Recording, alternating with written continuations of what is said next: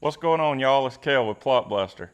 Hey, I got a topic I want to go over with you today. It might help some of y'all out, answer a few questions that are frequently asked. And today's topic is about timing. We get a lot of questions about timing. Timing seems to be something commonly talked about when it comes to spraying and herbicide applications, especially from food plot guys. And I just want to go over that real quick. So there are 5 major topics about timing when it comes to applying herbicide. One would be time before planting. One would be timing before or after you mow. Another would be timing associated with weather. Uh, Frequently asked question is what time of the day should I be spraying? And the other one that's not really talked about a lot but should be is timing for effectiveness.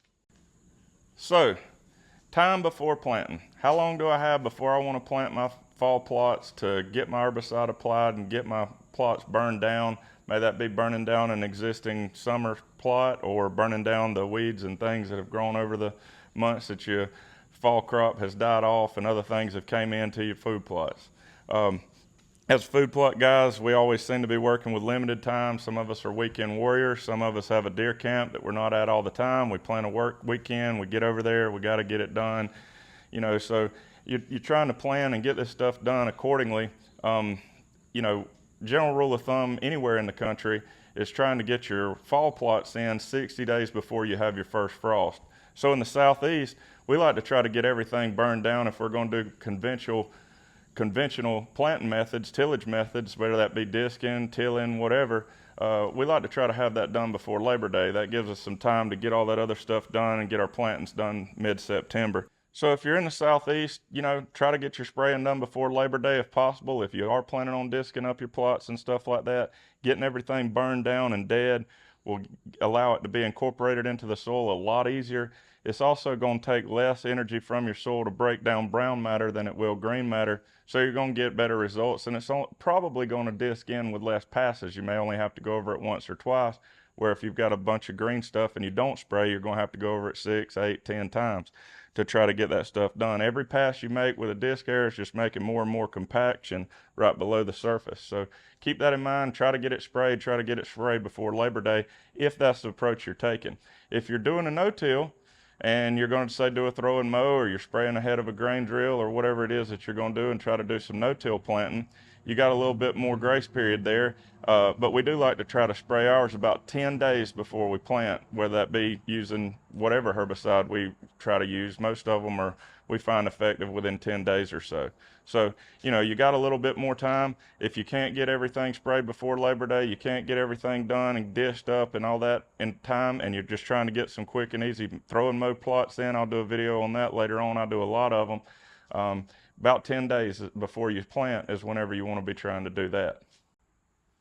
The next topic that people ask about a lot is, hey, my stuff's this tall, it's over waist high, it's grown up in dog fennels, this, that, and the other, and I feel like I need to mow it before I spray it. Can I go out there this weekend and mow it and spray right behind it?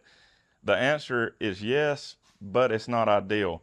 If you go out there and you mow, you're clipping everything off, you're clipping off all the new growth, and then you're also building a pile of thatch and stuff like that that is covering up some new growth. So my recommendation would be to mow it, wait about a week, let that grow on some new growth, let it grow up through some of that thatch, and then hit it with your herbicide.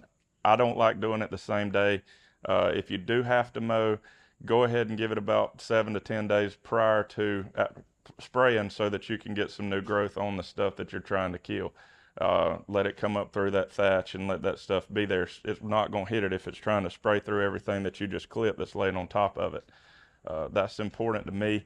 I don't try to do it that way. Now, I will say with the plot blaster, you can see this, how high this nozzle is capable of being mounted, and even if you're in a truck or a buggy, your mounting height's going to depend. So you can spray some taller stuff and get some clearance, and you'd be surprised how much time that would save you mowing. A lot of stuff that you think, man, I need to mow it before I spray it, you really can get away without doing that.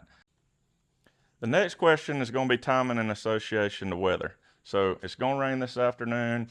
I don't know if I've got time when I get off to get it sprayed before it does, but I really need to spray it because I was wanting to try to plant it next weekend. Don't waste your time, and don't spray whenever it's fixing to rain all of your herbicides are going to have a drying time on the label. It's going to tell you how long you need to spray before a rain. Most of them are around an hour as a general rule of thumb if you don't know, but always read your label. Your label's going to tell you what you need to know when it comes to that. If you're iffy, if you're going to be pushing it, if you know it's going to be about 2 hours and the label says 1 hour, if you know it's going to rain that day, there are some adjuvants out there. We use Solumax 5. It serves as a spreader sticker. That helps a lot if you are flirting with the rain, but the best and way to do it is just to try to time it where you're not going to have to deal with rain washing your product off, because if it only takes up part of it, then it's going to yellow down. You're going to wait 7 to 10 days. It's not really going to be dead as you want it to be, and then it's going to be harder to kill the next pass. The easiest pass is the first pass. So, try to be gracious, give it a day or so, and let that rain get out of there so that you're not fighting that. Spray it earlier in the morning if it's supposed to rain that afternoon. Whatever you've got to do, just try to follow that label when it comes to rain intervals, and don't chance it if possible. So the next question a lot of people ask is, does it matter what time of the day I spray? That's a complex answer, and the real answer is it depends. Really the best time to be spraying, I've found, is usually around the middle of the day. You got less wind. Most of your afternoon showers tend to roll in later in the afternoon. One big thing a lot of people don't think about is you can't get out there first thing in the morning and try to spray if you've had a heavy dew or if you've had any dew fall, because that moisture that's already on the plants that you're trying to kill or trying to get to uptake your chemistry are going to hit that and just roll off with it. They're not going to stick. So, wind seems to be better in the middle of the day. A lot of things are better in the middle of the day. The sun's shining, the plant's thriving.